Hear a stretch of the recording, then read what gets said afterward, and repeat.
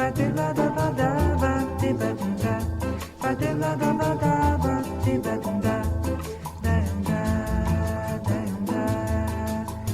nunca fiz coisa tão certa. Et de ce dont certains enfants sont atteints, c'est un cauchemar pour eux, les pauvres petits, et pour leurs parents aussi. C'est une sorte d'eczéma. Oui. Hein. Le mot le plus courant, c'est eczéma, mais alors ça porte un nom savant. C'est la dermatite atopique et, vous l'avez dit, un cauchemar pour les enfants, mais vraiment des tout petits enfants, puisque cette maladie peut apparaître, et elle apparaît en général dans 80% des cas avant l'âge de 6 mois. Donc ça touche vraiment des tout petits bébés. Et la caractéristique de cette maladie, c'est qu'elle évolue par récidive et rémission, donc des poussées et des moments d'accalmie. Et les poussées, c'est des boutons, des rougeurs, des démangeaisons qui perturbent évidemment la vie de l'enfant, le sommeil de l'enfant, celui de sa famille.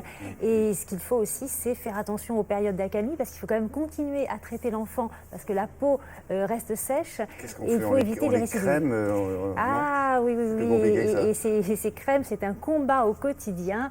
Et ce qu'il y a de nouveau, c'est que des écoles de l'atopie, oui, ce qu'on appelle cette maladie l'atopie, sont ces peaux spéciales, donc ils vont avoir cette maladie, la dermatite atopique. Des écoles de l'atopie se sont ouvertes dans plusieurs villes et hôpitaux de France pour apprendre finalement à ces familles à mieux gérer cette maladie au quotidien pour éviter les récidives, pour que l'enfant vive mieux et que les familles vivent mieux aussi.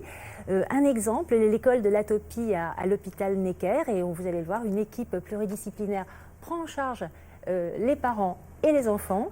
Ça dure 3 samedis dans l'année et normalement, au final, eh bien, on s'en sort un petit peu mieux.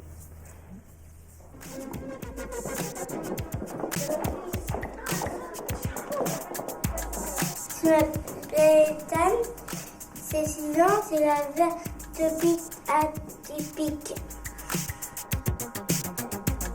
Je m'appelle Lisa, j'ai 8 ans et j'ai la dermatite atopique. L'école de l'atopie va permettre aux familles d'avoir une meilleure connaissance de la maladie, des données de recherche actuelles et donc des cibles thérapeutiques que l'on prescrit pour cette maladie-là. Pour une maladie chronique et épuisante, puisqu'il y a des récidives, dominer la maladie plutôt que la subir. La maladie, on se gratte beaucoup, surtout en été puisqu'il y a de la chaleur. Mais il y a aussi l'hiver où la peau elle est sèche, donc du coup on doit bien s'hydrater la peau. J'attends en fait des réponses plus précises par rapport à cette maladie d'eczéma et surtout d'être dans une optique de prévention au maximum pour en fait améliorer le quotidien. Il est très important d'expliquer que ce n'est pas une maladie allergique. Maintenant, on a prouvé scientifiquement que dans la dermatite atopique, il existait une anomalie de la barrière cutanée, la couche superficielle de la peau, qui entraîne donc une perméabilité anormale, un passage de petites particules d'environnement anormalement à l'intérieur de la peau et en conséquence, la réaction inflammatoire, c'est ce qui se voit. La peau rouge qui gratte, qui suinte et qui rend la vie impossible au quotidien. Donc, à quoi on doit penser dans les bagages? La crème.